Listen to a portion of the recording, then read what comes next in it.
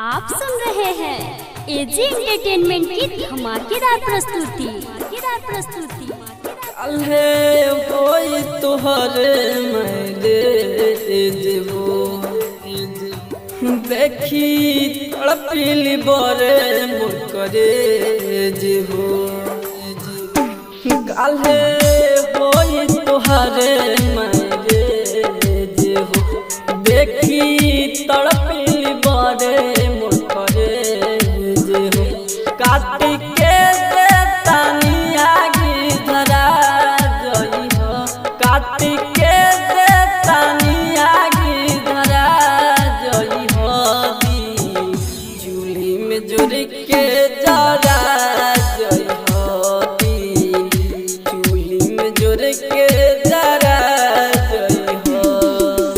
DJ Kanchan entertainment की धमाकेदार प्रस्तुति। नीम चौक चौसीमा वैशाली।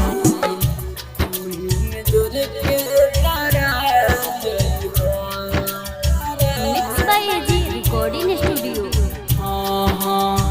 नाही रही बास नहीं बजे बसूरी प्रेम के खिस्सा सब खत्म कैली ससुरी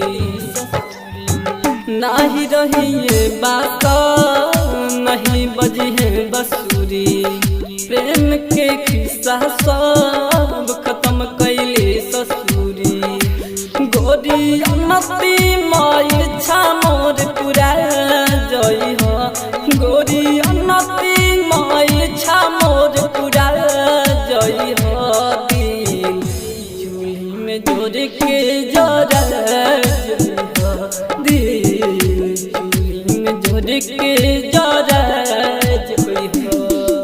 डीजे कंचन एंटरटेनमेंट की धमाकेदार प्रस्तुति। नीम चौक चौसीमा वैशाली।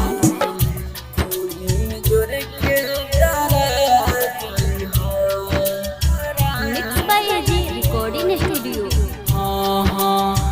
राज राजधानी के रानी जनी तुरी हयास ना तो देवेंद्र दिमागी हंसी है ओम प्रकाश राज राजधानी के रानी जनी तुरी हयास ना तो देवेंद्र दिमागी हंसी है ओम प्रकाश हरी शरण से भेंट करा जई हो हरी शरण से भेंट करा जई हो दिल चूल्ही में जोड़ के जला जई हो दिल चूल्ही में जोड़ के जला जई हो। एजी रिकॉर्डिंग स्टूडियो रोशनपुर सपहा।